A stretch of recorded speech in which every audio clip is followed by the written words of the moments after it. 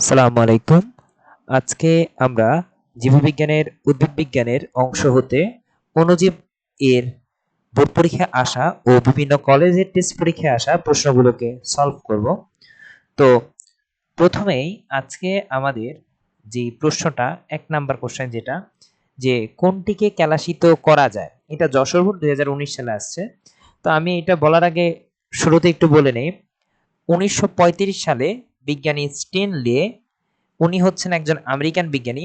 ইনি হচ্ছে ১ টন তামাক পাতাকে যখন কেলাসিত করেন, দ্যাট মিনস ১ টন তামাক পাতাকে কেলাসিত করে উনি ১ চামচ সর্বপ্রথম তামাক পাতা থেকে ১ চামচ টিএমভি ভাইরাসের ক্যালাস বের করেন।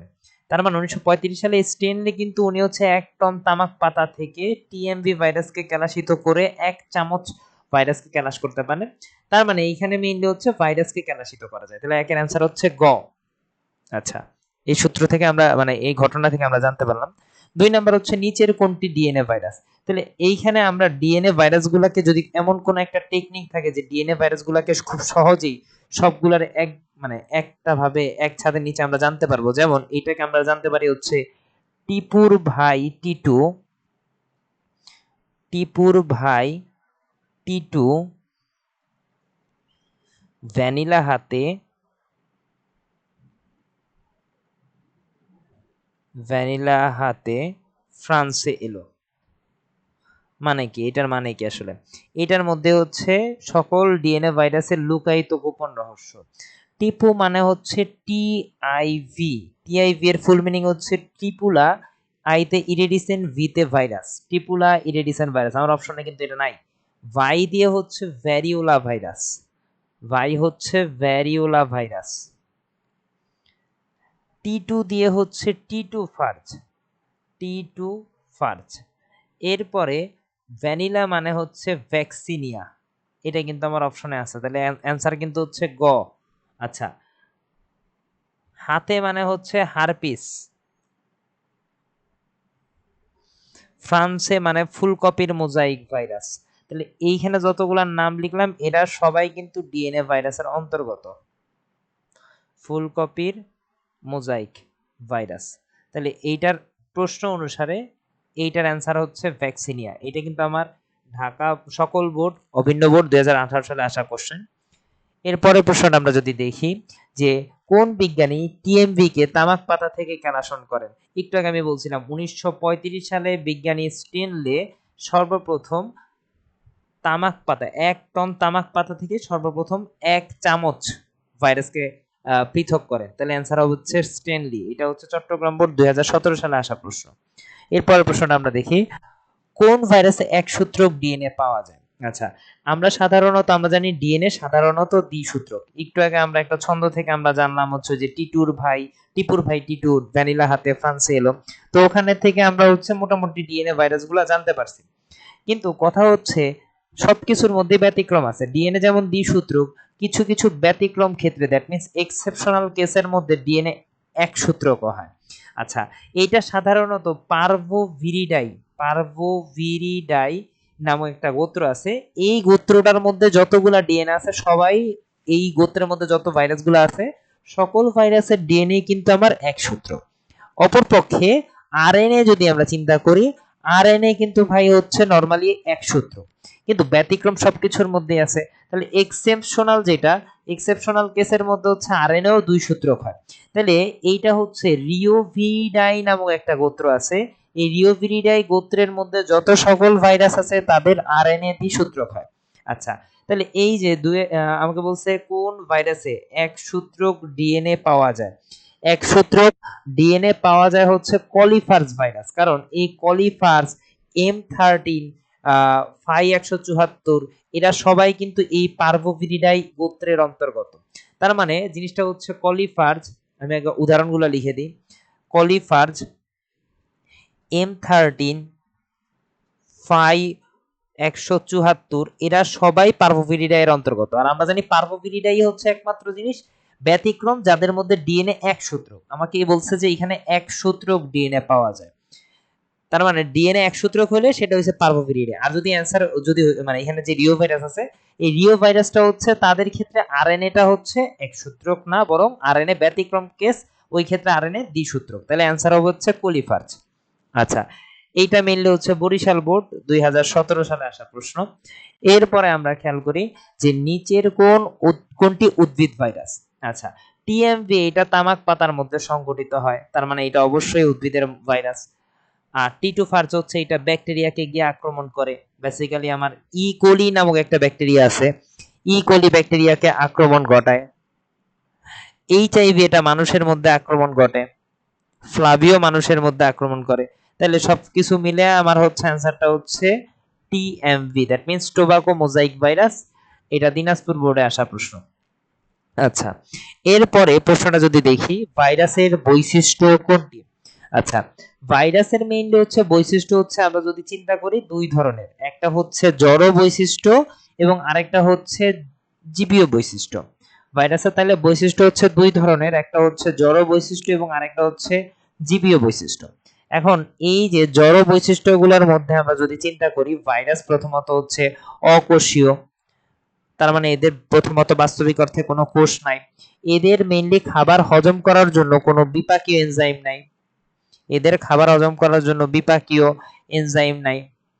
এবং আমার কথা হচ্ছে ভাইরাস সাধারণত জীবদেহ ছাড়া সে নিজে নিজে প্রজননক্ষম নয়, সাধারণত স্বাধীনভাবে প্রজননক্ষম নয়। এরপরে যদি আমি চিন্তা করি, ভাইরাসকে আমি চাইলে ফিল্টার করতে পারি না, দ্যাট মিন্স ফিল্টার যোগ্য নয়। এটার একটা বড় পরীক্ষা আছে, যদি সামনে প্রশ্ন থাকে ওই সময় আমি ব্যাখ্যাটা বলে দিব কিভাবে ফিল্টার করতে পারে নাই, তার মানে ফিল্টার যোগ্য নয়।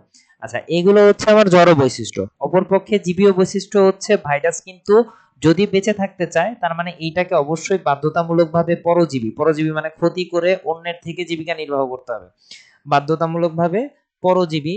ভাইরাস সাধারণত নিউক্লিক অ্যাসিড এবং বাহিরের দিকে একটা আস্তরণ থাকে, ওই আস্তরণ হচ্ছে প্রোটিনের আস্তরণ। তার মানে ভাইরাস নিউক্লিক অ্যাসিড এবং প্রোটিন দ্বারা গঠিত। আমি এই যে এখানে গ নাম্বারের মধ্যে অলরেডি অ্যান্সার পাইতেছি যে ভাইরাসের বৈশিষ্ট্য কোনটি, তাহলে এটা হচ্ছে বাধ্যতামূলকভাবে পরজীবী, বেঁচে থাকার জন্য অবশ্যই অন্যের উপর জীবিকা নির্বাহ করতে হবে। এটা কুমিল্লা বোর্ডে 16 সালে আসা প্রশ্ন। আচ্ছা, আর এই আদি কোষে সাধারণত এগুলো ব্যাকটেরিয়ার বৈশিষ্ট্য। এই যে বিপাকীয় এনজাইম, আমি আগেই বলছি বিপাকীয় এনজাইম নাই, আর এখানে আমাকে বলছে বিপাক ঘটে, দ্যাট মিন্স পরিপাক ঘটে। এটা কখনোই সম্ভব না, ভাইরাসের পরিপাক ঘটে না। আর ওদের ডিএনএ এবং আরএনএ দুইটা কখনোই একসাথে উপস্থিত না। ভাইরাসে হয় শুধুমাত্র ডিএনএ থাকে অথবা শুধুমাত্র আরএনএ থাকে, দুইটা কখনোই একই সাথে একই মানে নিম্ন শ্রেণীর জীবদেহে অবস্থান করে না। আচ্ছা, এরপরের প্রশ্ন 7 নাম্বার প্রশ্ন আমাকে বলছে টোবাকো মোজাইক ভাইরাসের আকার কোন ধরনের, দ্যাট মিন্স আমাকে বলছে হচ্ছে টিএমভি ভাইরাসের আকৃতি কি ধরনের। আচ্ছা, এইখানে আমি যদি চিন্তা করি দণ্ডাকার ভাইরাসগুলো, ভাইরাসের আকার আকৃতির ভিত্তিতে ভাইরাসকে মোট 4 ভাগে ভাগ করা যায়। আবার আকার আকৃতি মানে ভাইরাসকে মোট নরমালি 4 ভাগে ভাগ করা যায়। তারপরে যদি আমি চিন্তা করি আকার আকৃতির ভিত্তি করে, আকার আকৃতির ভিত্তিতে ভাইরাসকে 9 ভাগে ভাগ করা যায়। তো প্রথমে হচ্ছে আমার দণ্ডাকার, এটাকে আমরা সহজে মনে রাখতে পারি হচ্ছে এটিএম ভূতের কথা দিয়ে। এতে হচ্ছে আমার আলফা আলফা মোজাইক ভাইরাস, এতে তাহলে এতে হচ্ছে অ্যালফা অ্যালফা বা আলফা আলফা মোজাইক ভাইরাস। এরপর টিতে হচ্ছে আমার টোবাকো মোজাইক ভাইরাস বা টিএমভি, আর এম তে হচ্ছে ম্যামস ভাইরাস। তাহলে আমার মনে রাখার শর্টকাট টেকনিক হচ্ছে এটিএম। তার মানে এই সকল যদি আমি টেকনিক দিয়ে মনে রাখতে পারি, প্রশ্ন তো ভুল হবেই না, খুব অল্প সময়ে আমরা হচ্ছে সমাধান করতে পারবো। তাহলে এইটার অ্যান্সার হচ্ছে কি যে টোবাকো মোজাইক ভাইরাস, এটা হচ্ছে কিন্তু দণ্ডাকার ভাইরাস। আচ্ছা, পাশাপাশি হচ্ছে গোলাকার ভাইরাস কোনগুলা, গোলাকার ভাইরাস হচ্ছে এই আইভি, পোলিও, এরপর হচ্ছে ডেঙ্গু, এগুলো সবই হচ্ছে গোলাকার। ঘনক্ষেত্রাকার হচ্ছে ভ্যাকসিনিয়া আর হারপিস, ঘনক্ষেত্রাকার হচ্ছে ভ্যাকসিনিয়া হারপিস। আর ব্যাঙাচি আকৃতির ভাইরাস হচ্ছে টি2, টি4, টি6, এগুলো সবাই হচ্ছে ব্যাঙাচি আকৃতির ভাইরাস। ব্যাঙাচি আকৃতির ভাইরাস হচ্ছে ভাই যাদের হচ্ছে দেহকে, যে সকল ভাইরাসের দেহকে মাথা এবং লেজ নামক দুইটি অঞ্চলে বিভক্ত করা যায়, তাদেরকে আমরা বলি হচ্ছে ব্যাঙাচি আকৃতির ভাইরাস। ঘনক্ষেত্রাকার ভাইরাস হচ্ছে যে সকল ভাইরাস দেখতে অনেকটা পাউরুটির মতো, যে সকল ভাইরাস দেখতে অনেকটা পাউরুটির মতো, তাদেরকে আমরা বলি হচ্ছে ঘনক্ষেত্রাকার ভাইরাস। আর দণ্ডাকার তো দণ্ডাকার, গোলাকার তো গোলাকার। তাহলে এইখানে টোবাকো মোজাইক ভাইরাসের অ্যান্সার হচ্ছে কিন্তু দণ্ডাকার।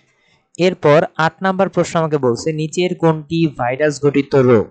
আচ্ছা, এইখানে ভাইরাস ঘটিত যত রোগগুলো আছে এটাকে আমরা সহজে একটা জিনিস দিয়ে মনে রাখতে পারি। হাই, এইটা একটা ছন্দ। হাই হাই বসন্ত মাস এলো, বসন্ত মাস এলো। এরপর হচ্ছে চিকন, জিতু ভাইকে ডেঙ্গু, ইনফ্লুয়েঞ্জা জ্বরে পেল। এই একটা সূত্রের মধ্যে ইনফ্লুয়েঞ্জা জ্বরে পেল, এই সূত্রটার মধ্যে মেইনলি হচ্ছে আমার যত ধরনের ভাইরাসঘটিত রোগ আছে লুকায়িত আছে। হাই দিয়ে বুঝাতে চাইছি প্রথমে হচ্ছে হাম। আচ্ছা, হাই দিয়ে পরেরটা হচ্ছে হারপিস, যেটার পুরো নাম হইছে অ্যাডিনো হারপিস। বসন্ত মানে দুই ধরনের, একটা হচ্ছে জল বসন্ত আর একটা হইতেছে গুটি বসন্ত। তাহলে বসন্ত দুই ধরনের, আরেকটা আছে গো বসন্ত আর কি, যদি ওটা মানুষের না, গরুর বসন্ত বা গবাদি পশুর।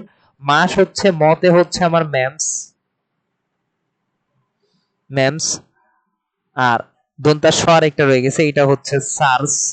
আচ্ছা, এরপর এতে হচ্ছে এইডস, আর একটা হচ্ছে লতে হচ্ছে লিফ রোল। এটা মেইনলি উদ্ভিদের হয়, পাতা কুচকা যায় আর কি, লিফ রোল। এরপর চিতে চিকুনগুনিয়া,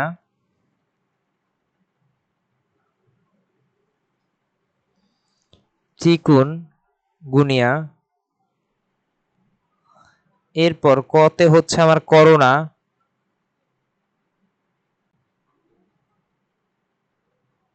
নতে হচ্ছে আরেকটা হচ্ছে নিপা ভাইরাস। এটা মেইনলি হচ্ছে বাংলাদেশে শীতকালে অনেক বেশি প্রাদুর্ভাব দেখা যায়। জিতু মানে জিকা ভাইরাস। ভতে হচ্ছে ভাইরাল হেপাটাইটিস, এটা আমাদের দেশে জন্ডিস নামে আর কি পরিচিত, ভাইরাল হেপাটাইটিস, হেপাটাইটিস। আরেকটা হচ্ছে ইতে হচ্ছে, তার জায়গায় নেই, ইতে হচ্ছে ইবোলা। ডেঙ্গু মানে তো ডেঙ্গু, ডেঙ্গু নিয়ে আর কিছু বলার নাই। ইনফ্লুয়েঞ্জা, ইনফ্লুয়েঞ্জা থেকে দুই ধরনের রোগ হয়, একটা হচ্ছে বার্ড ফ্লু, এইটা অনেক আগে 2013 সালের দিকে এটা অনেক বেশি প্রকট আকার ধারণ করছিল। আর একটা হচ্ছে সোয়াইন ফ্লু, সোয়াইন, দুইটাই মেইনলি হচ্ছে ফ্লু টাইপের।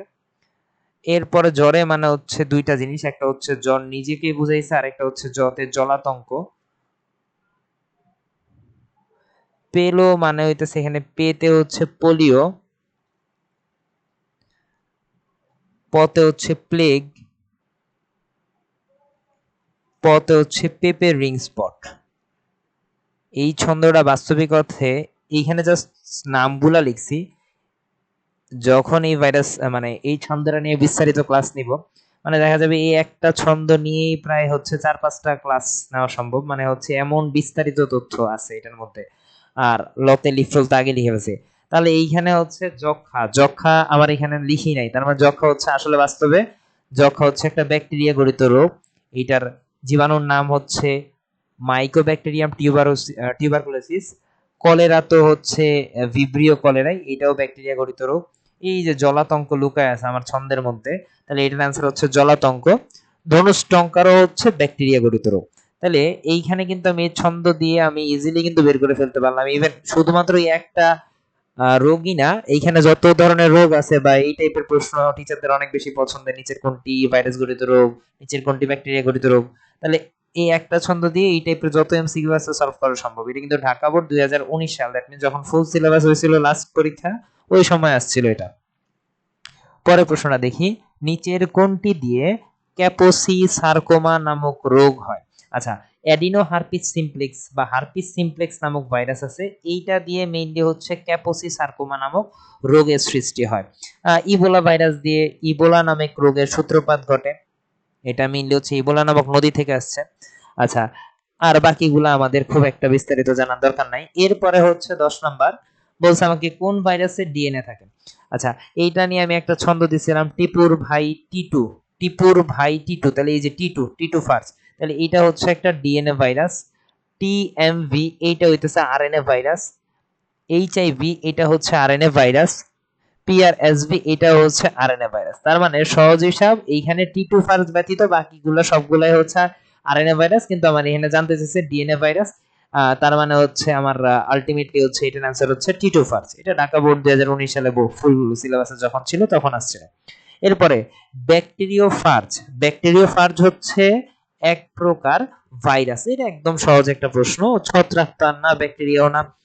ফার্জ, যেগুলোর নামের শেষে ফার্জ কথাটা থাকে, এটা সাধারণত ফার্জ মানে হচ্ছে ভক্ষণ করা। তার মানে ভক্ষণ, এটা একটা ল্যাটিন শব্দ যেটার অর্থ হচ্ছে ভক্ষণ, খেলা, ভক্ষণ করা বা খেয়ে ফেলা। মানে হচ্ছে ইংরেজিতে বলা হয় টু ইট। আচ্ছা, এখন এটা কাকে খেয়ে ফেলে তার আগের শব্দটা দিয়ে খেয়াল করি, এটা হচ্ছে ব্যাকটেরিয়াকে ভক্ষণ করে। তার মানে ভাইরাসই হচ্ছে একমাত্র জিনিস যে কিনা ব্যাকটেরিয়াকে ভক্ষণ করে। বেসিক্যালি টি2 ফার্জ হচ্ছে, টি2 ফার্জ আইসা সাধারণত কোলি নামক ব্যাকটেরিয়ার সাথে বংশ বিস্তার করে। আচ্ছা, এটা গেল হচ্ছে আমার ব্যাকটেরিয়া ফার্জ। এটা একদম সহজ একটা প্রশ্ন, রাজশাহী বোর্ড 16 সালে আসছে, পাশাপাশি সিলেট বোর্ড 15 সালে আসছে। আচ্ছা, এরপরে নিচের কোনটি ভাইরাস জনিত রোগ? এটা কিন্তু আমি একটু আগে একটা বড় ছন্দ ছিল। ম্যালেরিয়া তো পরজীবীর কারণে সংঘটিত হয়। আহ, ধানের ব্লাইট। এরপর আমাকে বলছে কলেরা। কলেরা হচ্ছে ব্যাকটেরিয়া ঘটিত রোগ।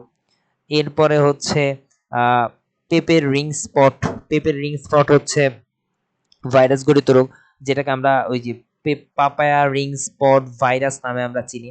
একটু আগে বললাম যে এটা হচ্ছে আরএনএ ভাইরাস, এটার মধ্যে হচ্ছে আরএনএ ভাইরাস থাকে নিউক্লিক অ্যাসিড হিসেবে।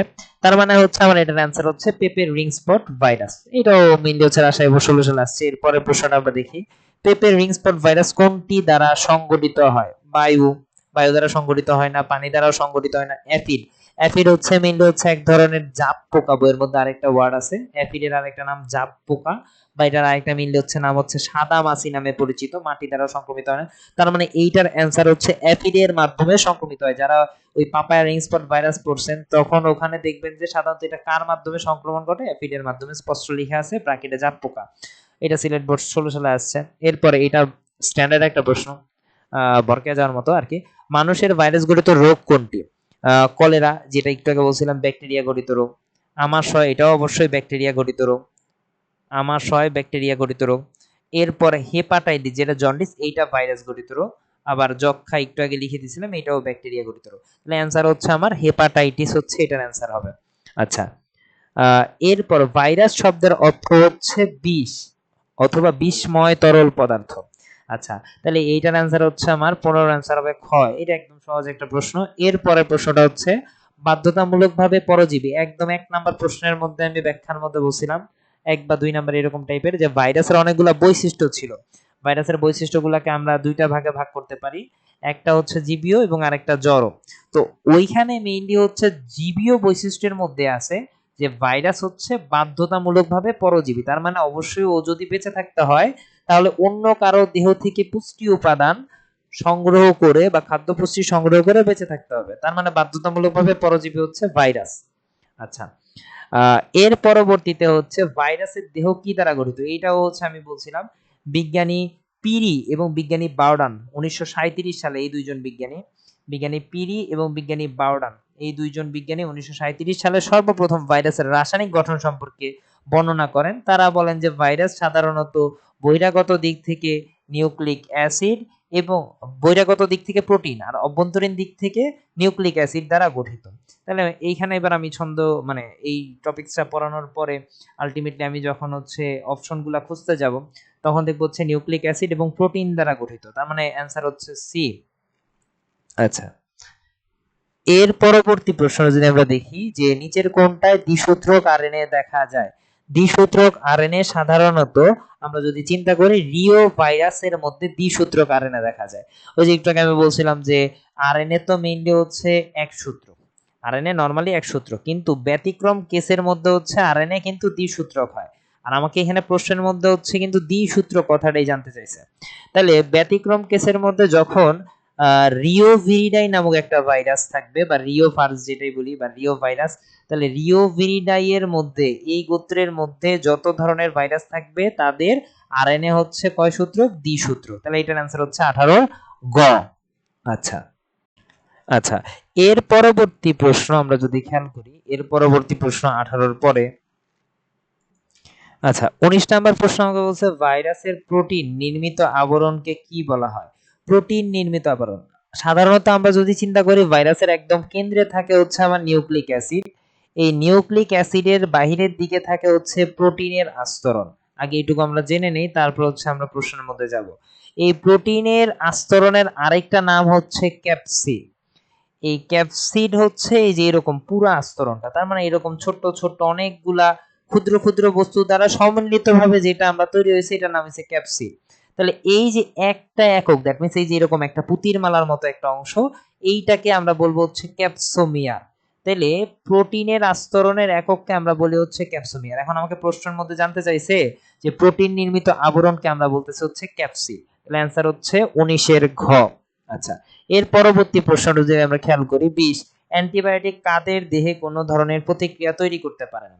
আচ্ছা, ভাইরাস এমন একটা বস্তু যাকে আমি বাইরে থেকে যদি তাপ দেই, দ্যাট মিন্স আগুনের মধ্যে ফেলে দেই, অথবা ঠান্ডা শীতল কোনো পরিবেশে নিয়ে যাই, অথবা অ্যাসিডের মধ্যে নিয়ে যাই, অথবা ক্ষারের মধ্যে নিয়ে যাই, অথবা অ্যান্টিবায়োটিকের মধ্যে যদি নিয়ে যাই, তাহলে এই কোনো একটা পরিবেশের মধ্যে যে চারটা শর্ত লিখলাম, এই চারটা শর্তের মধ্যে কোনোটার মধ্যেই কোনো ধরনের প্রতিক্রিয়া তৈরি করতে পারে না। দ্যাট মিন্স অক্ষম, দ্যাট মিন্স নেগেটিভ। তার মানে প্রতিক্রিয়া তৈরি করতে পারে না হচ্ছে কার ক্ষেত্রে? এটা ভাইরাসের ক্ষেত্রে। তাহলে 20 হচ্ছে অ্যান্সার হচ্ছে ক। এর পরবর্তী প্রশ্ন হচ্ছে ভাইরাসের বাহিরের আবরণটির নাম কি? এটা একটু আগে বললাম যে নিউক্লিক অ্যাসিডের বাইরে থাকে হচ্ছে ক্যাপসিড তথা প্রোটিনের আস্তরণ। আচ্ছা, 22, কোনটি ভাইরাসের আকৃতি পাউরুটির ন্যায়? একটু আগে আমি যখন লিখছিলাম তখন বলছিলাম যে ঘন ক্ষেত্রাকার যে সকল ভাইরাস, তাদের আকৃতি কিন্তু ঘন ক্ষেত্রাকার যে সকল ভাইরাস, এদের আকৃতি দেখতে অনেকটা পাউরুটির মতো। আচ্ছা, ঘন ক্ষেত্রাকার কোনগুলা? এটার আমি সহজে মনে রাখতে পারি হচ্ছে ভ্যাকেশনে হাঁপানি। এটার সহজে মনে রাখার টেকনিক হচ্ছে ভ্যাকেশনে হাঁপানি। মানে আমার কথা হচ্ছে ভ্যাকেশন দিয়ে আমি বুঝাইতে চাচ্ছি হচ্ছে ভ্যাকসিনিয়া, ভ্যাকেশন দিয়ে মনে রাখতে চাইছি হচ্ছে ভ্যাকসিনিয়া, এবং হাঁপানি দিয়ে মনে রাখতে চাচ্ছি হচ্ছে হারপিস। তাইলে এই দুইটার যদি একটা পাই তাহলে ওটাই হচ্ছে অ্যান্সার। এইখানে আমার কথা হয়েছে যে ভ্যাকসিন অলরেডি কিন্তু আছে, তাহলে অ্যান্সার হচ্ছে 22 গ। এর পরবর্তীতে 23, নিচের কোনটি ভাইরাসের বহিস্থ আবরণবিহীন? আচ্ছা, বহিস্থ আবরণের উপর ভিত্তি করে ভাইরাসকে দুই ভাগে ভাগ করা যায়, একটা হচ্ছে বহিস্থ আবরণ যুক্ত এবং আরেকটা হচ্ছে বহিস্থ আবরণবিহীন। বহিস্থ আবরণ মানে হচ্ছে কি, সাধারণত ভাইরাসের কেন্দ্রে থাকে নিউক্লিক অ্যাসিড, বাহিরের দিকে থাকে প্রোটিনের আস্তরণ। এই দুইটা যে কোনো ভাইরাসের দেহের মধ্যেই থাকে। কিন্তু কিছু কিছু আরো কিছু এক্সেপশনাল ভাইরাস আছে যাদের এই প্রোটিনের আস্তরণের বাইরে আরো একটা বহিস্থ পর্দা থাকে। ওই পর্দাটাকে আমরা বলবো হচ্ছে বহিস্থ পর্দা তথা লিপিডের আস্তরণ। আচ্ছা, এখন আমার কথা হচ্ছে কাদের কাদের মধ্যে এই লিপিডের আস্তরণ থাকে, যদি এটা আমরা মুখস্থ করতে পারি তাহলে এই দুইটা বা জানতে পারি, এই দুইটার বাইরে যাদের উদাহরণই আসুক তাহলে আমরা হচ্ছে ক্লিয়ার যে এদের মধ্যে হচ্ছে বহিস্থ আবরণ নাই। এইচআইভি এবং ইনফ্লুয়েঞ্জা এই দুইটার মধ্যে হচ্ছে লিপিডের আস্তরণ তথা হচ্ছে বহিস্থ আবরণ পাওয়া যায়। তাইলে এইচআইভি কিন্তু অলরেডি আছে, বহিস্থ আবরণ, বহিস্থ আবরণ যুক্ত ভাইরাস এটা। আচ্ছা, ইনফ্লুয়েঞ্জা বহিস্থ আবরণ যুক্ত ভাইরাস। আচ্ছা, তাইলে আমার ঘটনা হচ্ছে যে টিএমভি যেটা, আরেকটা হচ্ছে এখানে আরেকটা হচ্ছে হারপিস। এটার মানে বহিস্থ আবরণ যুক্ত ভাইরাস কোনগুলা? এই হারপিসটাও কিন্তু বহিস্থ আবরণ যুক্ত, দ্যাট মিন্স লিপিডের আস্তরণ থাকে। তাহলে টিএমভি যেটা, এইটার মধ্যে কোনো ধরনের বহিস্থ আবরণ নাই, তাহলে আমাকে অ্যানসারটা কিন্তু ওইটাই জানতে চাইছে, বহিস্থ আবরণ বিহীন ভাইরাস। তাহলে এই প্রথম তিনটার মধ্যে থাকে, শুধু টিএমভির মধ্যে কোনো ধরনের বহিস্থ আবরণ থাকে না। আচ্ছা, এর পরবর্তীতে গরুর ফুট অ্যান্ড মাউথ ভাইরাস কোনটি?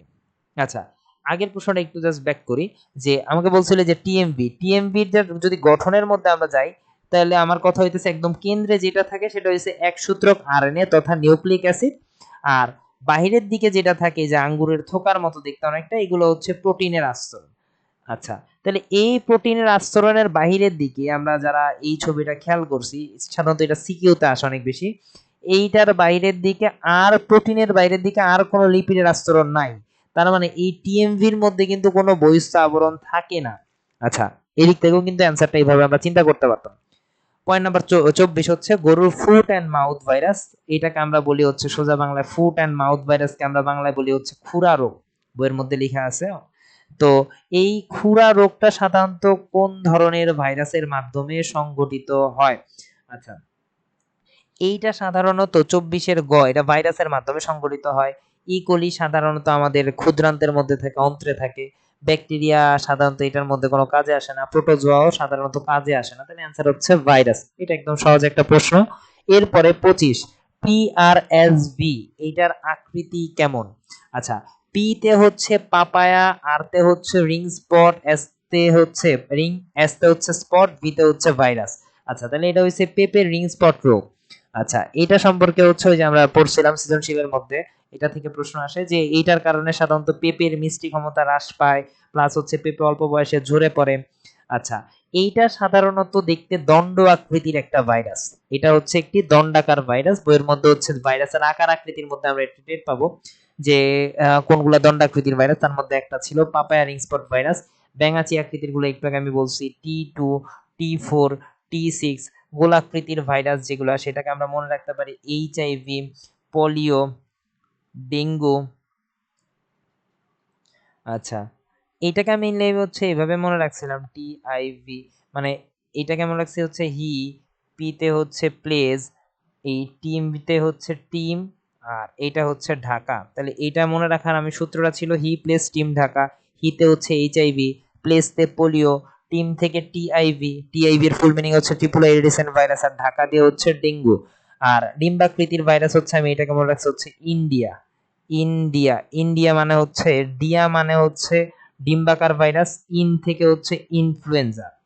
তাহলে ইনফ্লুয়েঞ্জা ভাইরাস হচ্ছে কিন্তু ডিম্বাকার। এটা এমনিও মনে রাখা যায় যে ইনফ্লুয়েঞ্জা ভাইরাস হচ্ছে ডিমের মতো আকৃতি বিশিষ্ট। আচ্ছা, ইনফ্লুয়েঞ্জা ভাইরাসটা যদি দেখি, এই যে এরকম নিউক্লিক অ্যাসিড থাকে একদম মাঝখানের দিকে, জাস্ট পেঁচানো টাইপের, আর এইটার উপরের দিকে থাকে প্রোটিনের আস্তরণ, দেখতে ওটা ডিমের মতো। তার উপরে আরেকটা এরকম আস্তরণ থাকে, এটা হচ্ছে লিপিডের আস্তরণ। আচ্ছা, এটা হচ্ছে আমার ইনফ্লুয়েঞ্জা ভাইরাসের গঠন। আমি বলছিলাম ইনফ্লুয়েঞ্জা ভাইরাস দিয়ে দুই ধরনের রোগ সংক্রমিত হয়, একটা হচ্ছে সোয়াইন ফ্লু, একটা হচ্ছে বার্ড ফ্লু। আচ্ছা, 26 নাম্বার প্রশ্ন বলছে যে মানবদেহে বসন্ত রোগের জন্য দায়ী ভাইরাস কোনটি? আচ্ছা, ভ্যারিওলা ভাইরাস সাধারণত মানবদেহের মধ্যে বসন্ত রোগ তৈরি করে, এবং বসন্ত রোগের সাধারণত মানুষের শরীরে দুইটা ভ্যারিয়েশন আছে। একটু আগে লিখতে গিয়ে লিখছিলাম, একবার হচ্ছে গুটি বসন্ত এবং আরেকটা হচ্ছে জল বসন্ত। জল বসন্ত। তাহলে এই দুই ধরনের ভাইরাসের মধ্যেই হচ্ছে মেইনলি সোজা বাংলায় বসন্ত রোগের জন্য দায়ী যেটা, সেটা হচ্ছে আমার ভ্যারিওলা ভাইরাস। চিকুনগুনিয়া রোগ সাধারণত এডিস মশার মাধ্যমে ছড়ায়। রুবিওলা ভাইরাস সাধারণত এটা হামের জন্য। র্যাবিস হচ্ছে জলাতঙ্কের জন্য। জলাতঙ্ক। আচ্ছা, চিকুনগুনিয়ার জন্য দায়ী ভাইরাসের নাম চিকুনগুনিয়া হচ্ছে এডিস মশা এটা বহন করে, আর ভ্যারিওলা হচ্ছে মানুষের বসন্ত রোগের জন্য দায়ী। আচ্ছা, এরপরে টিটু ফার্জের মাথার আকৃতিটা কেমন? আমি যদি টিটু ফার্জের ছবিটা আঁকতে যাই, মেইনলি হচ্ছে টিটু ফার্জটা এই যে এরকম। টিটু ফার্জটা হচ্ছে এই যে এরকম, এটা ঠিক মাঝখান বরাবর একটা কলার থাকে। মাথাটা হচ্ছে, দেখে আমি বুঝে ফেলতেছি অলরেডি এটা ষড়ভুজাকার। ষড়ভুজাকার। এবং কথা হইতেছে এই টিটোফার্জের দেহকে আমরা দুইটা ভাগে ভাগ করতে পারি। এটা হচ্ছে একটা ব্যাঙাচি আকৃতির ভাইরাস। প্রথমত হচ্ছে ব্যাঙাচি আকৃতির ভাইরাস, এইটার মধ্যে যে পায়ের মতো মাকড়সার পায়ের মতো এখন যেটা আঁকতেছি, এগুলো হচ্ছে স্পর্শক তন্তু। এই স্পর্শক তন্তুর সংখ্যা হচ্ছে 6টা। কাঁটার মতো যেটা আঁকছি এটা হচ্ছে স্পাইক, এই স্পাইকের সংখ্যা হচ্ছে 6টা। এখানে আছে আমার কলার, কলারের সংখ্যা হচ্ছে 1টা। এবং এই মাথার যে আলটিমেটলি মাথার ভেতরে থাকে হচ্ছে আমার ডিএনএ, এই ডিএনএ এর মধ্যে হচ্ছে 60,000 জোড়া জিন অবস্থিত। তাহলে এইটার মধ্যে 60,000 জোড়া জিন থাকে।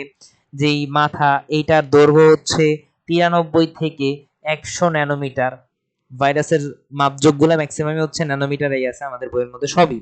আচ্ছা, আর প্রস্থর হচ্ছে 65 ন্যানোমিটার, এটা হচ্ছে মাথার সাইজ।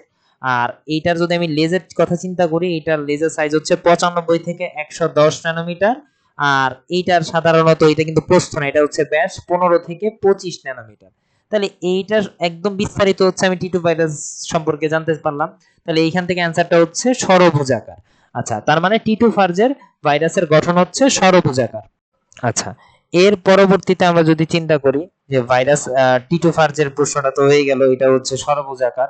নেক্সট কোশ্চেনটার মধ্যে যায় 28, টিটু ফার্জের লেজে কোন ধরনের এনজাইম থাকে? মানে একটু আগে যে প্রশ্নটা ছিল, এখানে একটা মানে জ্ঞান আমাদের ইনফরমেশন মিসিং হয়ে গেছে যে এইটার মধ্যে যে বেস প্লেট তথা লেজের পার্টটার মধ্যে এই বেস প্লেটের মধ্যে একটা বিশেষ এনজাইম থাকে যেটা নাম হচ্ছে লাইসোজাইম এনজাইম থাকে।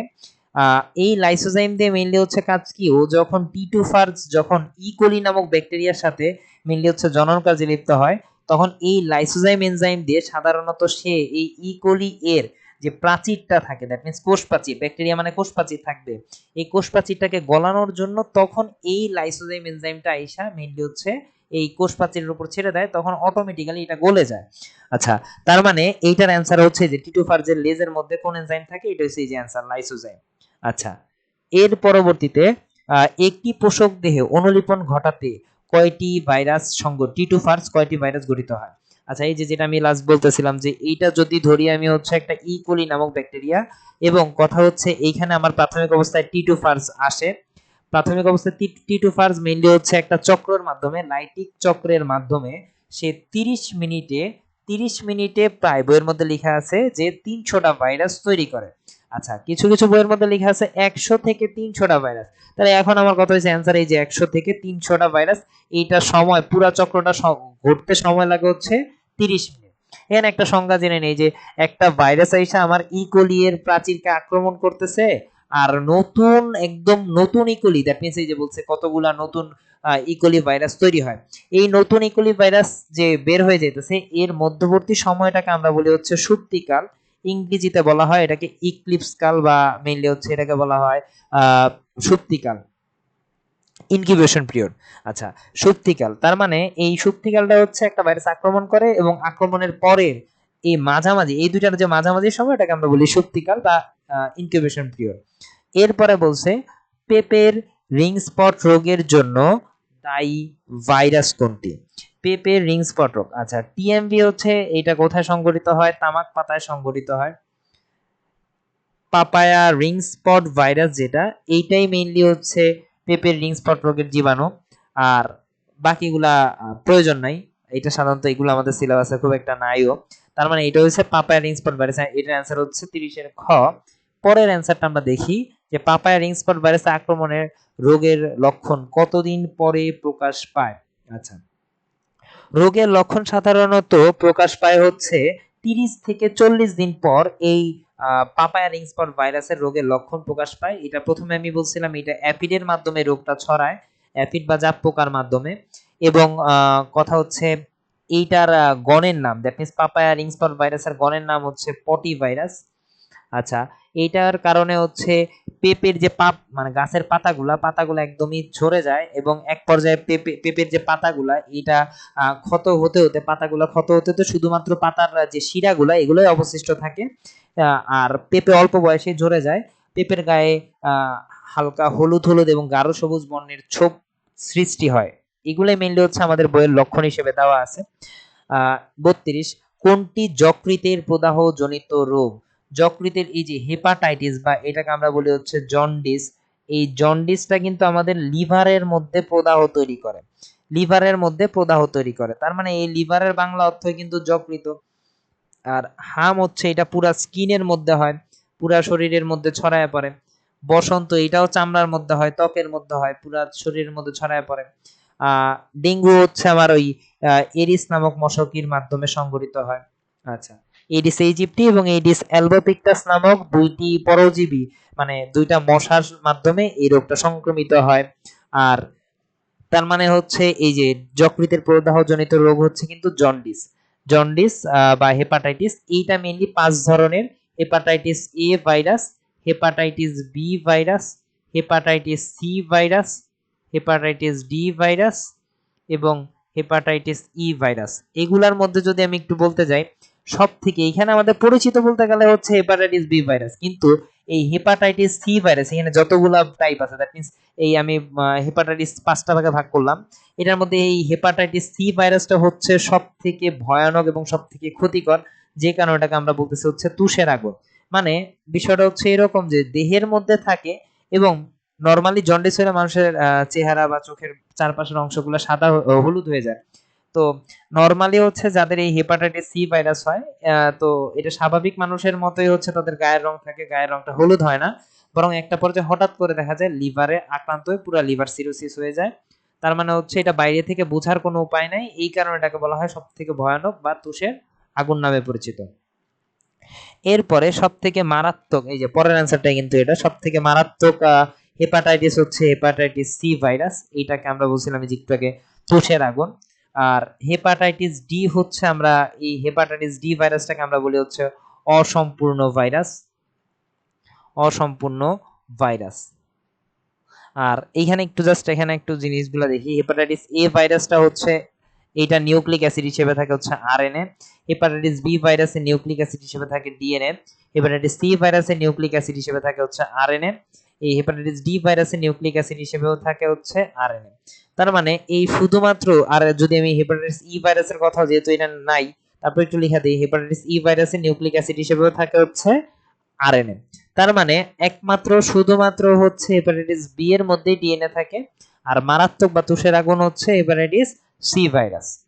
এর পরবর্তী প্রশ্ন হচ্ছে হাড় ভাঙা জ্বর।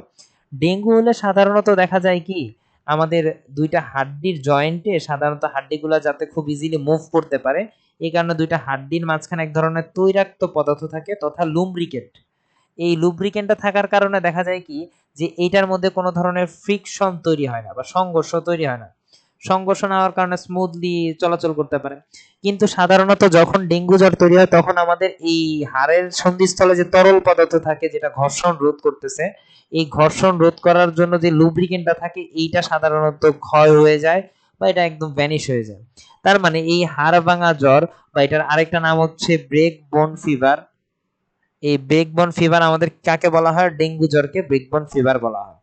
আচ্ছা, এর পরবর্তীতে ব্যাকটেরিওলজির জনক কাকে বলা হয়, ব্যাকটেরিওলজির জনক কাকে বলা হয়, এটার অ্যান্সার হচ্ছে লিউয়েনহো। কারণ হইতেছে আমি এখানে একটা একটা করে বলি। লুই পাস্তুর যিনি, ইনি হচ্ছে আধুনিক ব্যাকটেরিওলজির জনক বলে পরিচিত। রবার্ট হুক যিনি, এটা হচ্ছে আধুনিক ব্যাকটেরিওলজির জনক, আধুনিক ব্যাকটেরিওলজির জনক।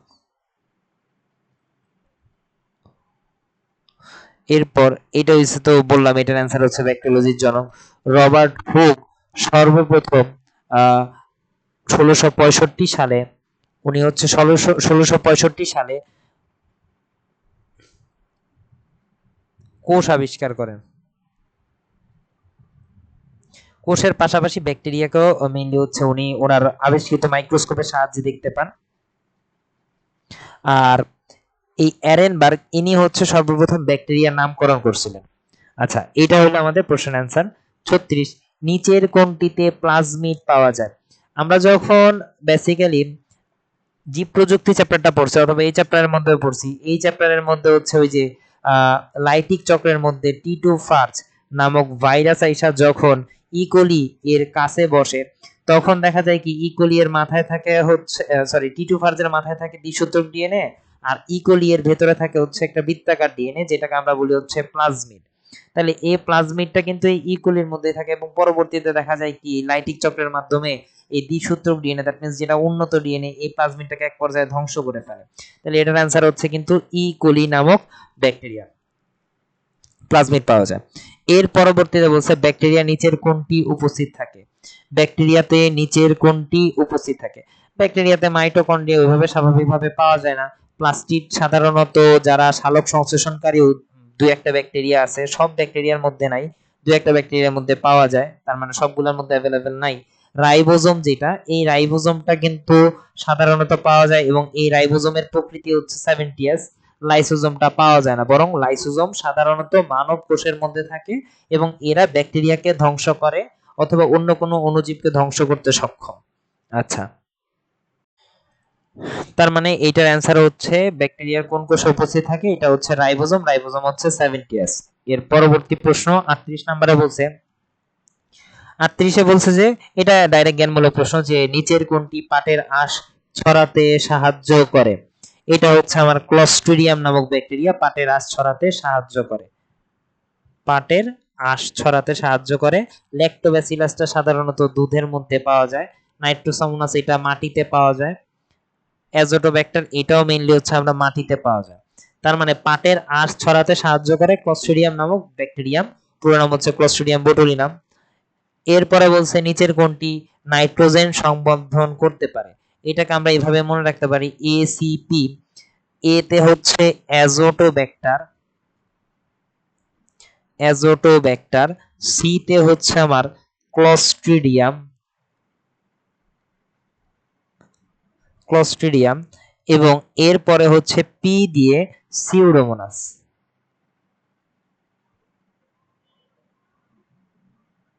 তাহলে এই তিনটা ব্যাকটেরিয়ার যে কোনো একটা যদি আমি পাই অ্যান্সার, তাহলে ওরাই শুধুমাত্র মাটির মধ্যে নাইট্রোজেনকে সংবন্ধন করে। তাহলে এইটা হচ্ছে অ্যান্সার হচ্ছে এক নাম্বারটা, 39 এর 1, দ্যাট মিন্স হচ্ছে অ্যাজোটোব্যাক্টার নামক ব্যাকটেরিয়া মাটিতে নাইট্রোজেন সংবন্ধন করে। এরপরে বলছে যে যক্ষ্মার জীবাণু, আমি একদম শুরুর দিকে বলছিলাম যক্ষ্মার বৈজ্ঞানিক নাম হচ্ছে মাইকোব্যাকটেরিয়াম টিউবারকুলোসিস। এইটা হচ্ছে যক্ষ্মার জীবাণুর নাম। তার মানে যক্ষ্মার জীবাণুগুলো একদম ইজি, এটা আমরা সাধারণত 9 10-এও পড়ছি। এরপরে বলছে অ্যালকোহল থেকে ভিনেগার প্রস্তুতিতে কোন ভিনেগার তৈরি করতে পারে কোন অণুজীবটি? এটার অ্যান্সার হচ্ছে কিন্তু আমাদের অ্যাসিটোব্যাক্টার। অ্যাসিটোব্যাক্টার কিন্তু আমরা হচ্ছে ডাইরেক্ট অ্যালকোহল থেকে একদম প্রভাবক হিসেবে মেইনলি হচ্ছে অ্যাসিটোব্যাক্টার নামক যে ব্যাকটেরিয়াটা, এটা প্রভাবক হিসেবে কাজ করে এবং সরাসরি এইটা এই অ্যালকোহল থেকে ভিনেগার তৈরি করে দিতে পারে। এটা হচ্ছে আমাদের ব্যাকটেরিয়ার উপকারিতার মধ্যে হচ্ছে আমরা পাবো। 42 নাম্বার প্রশ্ন বলছে নিচের কোনটি ব্যাকটেরিয়া জনিত রোগ? একটু আগে যে আমরা ভাইরাস ঘটিত যতগুলা রোগ আছে ওখান থেকেও দেখতে পারি, অথবা আমি আলাদা করে ব্যাকটেরিয়া ঘটিত যতগুলা রোগ আছে এটা এখন আমি লিখে দিতেছি, যে এটা আমরা মনে রাখতে পারি যে টগনি মিয়া যদি ধোকা খায়। এই খায় হচ্ছে আমার ছন্দ মিলানোর জন্য, মেইনলি হচ্ছে আমার এই কয়টার শব্দই লাগবে। টতে হচ্ছে টাইফয়েড, গতে হচ্ছে গনোরিয়া, নিতে হচ্ছে নিউমোনিয়া, নিউমোনিয়া, মিতে হচ্ছে মেনিনজাইটিস, এটা মেনিনজেসের মধ্যে আক্রমণ করে। মেনিনজোকক্কাস নামক একটা ব্যাকটেরিয়া, যেটা মেনিনজেস মস্তিষ্কের যে আবরণ মেনিনজেস, এই মেনিনজেসের মধ্যে আক্রমণ করার কারণে যে প্রদাহ তৈরি হয় তাকে আমরা বলি হচ্ছে মেনিনজাইটিস। আতে হচ্ছে আমাশয়। কিছু প্রশ্নের আগে মনে হয় একটা এরকম প্রশ্ন ছিল, নিচের কোনটি ব্যাকটেরিয়া গঠিত রোগ, ওটার অ্যান্সার ছিল আমাশয়। আচ্ছা, আমাশয় ছিল হচ্ছে ওটার অ্যান্সার। এরপর জতে হচ্ছে যক্ষা, ডিতে হচ্ছে ডিপথেরিয়া, ডিপথেরিয়া, ধতে হচ্ছে ধনুষ্টঙ্কার, ধনুষ্টঙ্কার, কতে হচ্ছে এখানে অনেকগুলা রোগ আছে, প্রথম কতে হচ্ছে কলেরা, কলেরার মনে একটা প্রশ্ন ছিল এরকম, জীবাণুর নাম কি? ভিব্রিও কলেরাই। কলেরা, তারপর হচ্ছে কুষ্ঠ, এবং আরেকটা হচ্ছে কাশি। এখন কোন কাশি? সেটা হচ্ছে হুপিং কাশি। এই হুপিং কাশিটা হচ্ছে ব্যাকটেরিয়া গঠিত রোগ। তাহলে এখন আমার প্রথম প্রশ্নের অ্যান্সারটা ছিল নিচের কোনটি ব্যাকটেরিয়া গঠিত রোগ, এখানে কিন্তু অলরেডি অ্যান্সার আছে, কলেরা হচ্ছে ব্যাকটেরিয়া গঠিত রোগ। তার মানে এই একটা প্রশ্নের মাধ্যমে আমরা সবগুলো ব্যাকটেরিয়া গঠিত রোগ কিন্তু ইজিলি জানতে পারলাম। আচ্ছা, এরপরে বলছে ধানের ব্লাইট রোগ হয় কোনটির কারণে? এটা হচ্ছে জ্যান্থোমোনাস অরাইজি। এই অরাইজার সাথে যেটা সংমিশ্রণ আছে, ধানের বৈজ্ঞানিক নাম হচ্ছে অরাইজা স্যাটিভা, অরাইজা স্যাটিভা। এখন এই অরাইজার মধ্যে যেটা প্রায় কাছাকাছি বানান অরাইজি, জ্যান্থোমোনাস অরাইজি, দ্যাট মিন্স ওইটা হচ্ছে কিন্তু ধানের ব্লাইট রোগের জন্য দায়ী রোগ, মানে দায়ী ব্যাকটেরিয়া। এরপরে বলছে ম্যালেরিয়া সাধারণত কোন ধরনের অণুজীব? ম্যালেরিয়া হচ্ছে সাধারণত প্রোটোজোয়া জনিত অণুজীব। পূর্বে ধারণা করা হইতো ম্যাল শব্দের অর্থ ছিল হচ্ছে দূষিত, এরিয়া শব্দের অর্থ ছিল হচ্ছে কিন্তু বাতাস। এটা একটা ল্যাটিন শব্দ, ওনারা বলছিল ম্যাল হচ্ছে দূষিত, এরিয়া মানে হচ্ছে বাতাস। তো ওনারা প্রাথমিক অবস্থায় ধারণা করতো যে দূষিত বাতাস সেবনের মাধ্যমে হয়তো ম্যালেরিয়া নামক রোগের সূত্রপাত ঘটে। পরবর্তীতে স্যার রোনাল্ড রস উনি হচ্ছে যখন মানুষের রক্তের মধ্যে প্রোটোজোয়া নামক জীবাণু শনাক্ত করেন, ওখান থেকে মিলে হচ্ছে ম্যালেরিয়ার উৎপত্তিটা আবিষ্কৃত হয়। তার মানে প্রোটোজোয়ার মাধ্যমে এই ম্যালেরিয়া রোগের সৃষ্টি ঘটে, প্লাজমোডিয়াম নামক মেইনলি হচ্ছে জীবাণুর মাধ্যমে এটা ছড়ায়। আচ্ছা, এরপরে আমাকে বলছে প্লাজমোডিয়ামের স্পোরোজয়েডের আকৃতি। স্পোরোজয়েডটা সাধারণত এই যে এরকম দেখতে মাকু আকৃতির। তার মানে স্পোরোজয়েড দেখতে হচ্ছে কি আকৃতির? মাকু আকৃতির। এইটা সাধারণত মশকির লালা গ্রন্থিতে থাকে এবং এইটার সংখ্যা হচ্ছে মশকির লালা গ্রন্থিতে প্রায় এই যে এরকম ৩ দুগুণে ৬, দ্যাট মিনস ৩,২৬,০০০ স্পোরোজয়েড অবস্থান করে এবং মশকি এক দংশনের মাধ্যমে এর 10% দ্যাট মিনস ৩২,৬০০ স্পোরোজয়েড মানবদেহে প্রবেশ করায়। তার মানে এটা হচ্ছে কিন্তু মাকু আকৃতির এবং মশকি মানবদেহে শুধুমাত্র এই মাকু আকৃতির স্পোরোজয়েডই প্রবেশ করায়। এটা হচ্ছে মশকির লালা নামে পরিচিত। এর পরবর্তীতে প্লাজমোডিয়াম ম্যালেরাই এর স্বাভাবিক সুপ্তিকাল কতদিন? প্লাজমোডিয়াম ম্যালেরাই এর স্বাভাবিক সুপ্তিকাল হচ্ছে 18 থেকে 30 দিন। 18 থেকে 30 দিনের মধ্যে প্লাজমোডিয়াম ম্যালেরাই সারা দেহের মধ্যে সাধারণত ওদের যে স্পোরোজয়েড গুলো আমাদের লিভার এবং আমাদের রক্তকে দূষিত করার মাধ্যমে সম্পূর্ণ দেহের মেইনলি হচ্ছে রোগ প্রতিরোধ ক্ষমতাকে বিনষ্ট করে ফেলে। এরপরে বলছে ম্যালেরিয়া পরজীবীর মায়োসিস ঘটে কোনটিতে? ওসিস্ট নামক দশার মধ্যে মায়োসিস সংঘটিত হয়। ওসিস্ট নামক দশায় মায়োসিস দশা সংঘটিত হয়। আচ্ছা, আর সাইজন্ট হচ্ছে নিউক্লিয়াসের বিভাজন। সাইজন্ট হচ্ছে নিউক্লিয়াসের বিভাজনকে সাইজন দশা বলে। আর বাকিগুলা মেইনলি হচ্ছে নরমালি চক্রের মধ্যে পাওয়া যায়। মেরোজয়েড হচ্ছে ওই যে একটা লিভার কোষকে ভেঙে নতুন লিভার কোষকে যখন আক্রমণ করে ওই দশাটার মেইনলি হচ্ছে ওই ছোট ছোট গোলাকৃতির যে অংশগুলো এটাকে আমরা বলি মেরোজয়েড। আর ট্রফোজয়েড হচ্ছে লিভার কোষে আক্রমণের সর্বপ্রথম ধাপের নাম হচ্ছে ট্রফোজয়েড দশা। তাহলে এই অ্যান্সার হচ্ছে কিন্তু 47-এর ক। এরপর হচ্ছে ম্যালেরিয়া জ্বর সৃষ্টির পর্যায়ে পরজীবীর কোন দশাটি দেখা যায়? এটা হচ্ছে কিন্তু মেরোজয়েড নামক দশাটা দেখা যায়। এটা একদম সরাসরি জ্ঞানমূলক, এখানে আর কিছু বোঝার নাই।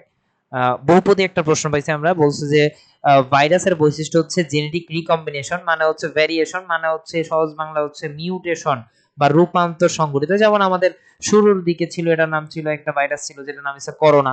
করোনা পরবর্তীতে পরিবর্তিত বা রূপান্তরিত হয়ে গেল আলফা, পরবর্তীতে এটা হইছে অমিক্রন, এরপরে এটার নাম হয়ে গেল ডেল্টা, এরপরে এটার নাম হয়ে গেল ডেল অমিক্রন। তার মানে সময়ের ব্যবধানে কিন্তু ও রূপান্তর ঘটছে, মিউটেশন ঘটছে। এরপর ভাইরাস অবশ্যই এটা অকোষীয়, তার মানে এটার অ্যান্সার কিন্তু 1 এবং 2। আচ্ছা, ভাইরাস সাধারণত কোষীয় না, বরং কোষীয় হচ্ছে এককোষীয় জীব হচ্ছে ব্যাকটেরিয়া। আচ্ছা, এরপরে বলছে যে ব্যাকটেরিওফাজ ভাইরাসের লাইটিক চক্রের যে ধাপগুলা, লাইটিক চক্রের ধাপ হচ্ছে অ্যাটাচমেন্ট সংযুক্তি, হ্যাঁ অবশ্যই ডিএনএ অনুলিপন ঘটায়, নতুন ভাইরাসের আত্মপ্রকাশ ঘটায়। সাধারণত আমাদের বইটার মধ্যে যখন আমরা দেখব মোট লাইটিক চক্রের মোট 6টা স্টেপের ছবির বর্ণনা করা আছে। এখানে সংযুক্তি আছে, সম্ভবত 3 নাম্বার ধাপের নাম হচ্ছিল অনুলিপন, আর একদম 6 নাম্বার ধাপের নাম হচ্ছে লাইসিস তথা নতুন ভাইরাসের মুক্তি। তাহলে 1, 2 এবং 3 এই তিনটার বেলায় হচ্ছে কিন্তু হচ্ছে এই তিনটা ধাপই আমাদের ভাইরাসের লাইটিক চক্রের বেলায় প্রযোজ্য। এই ছিল আমাদের মেইনলি হচ্ছে ভাইরাস নিয়ে আসা সম্ভবত যে প্রশ্নগুলা।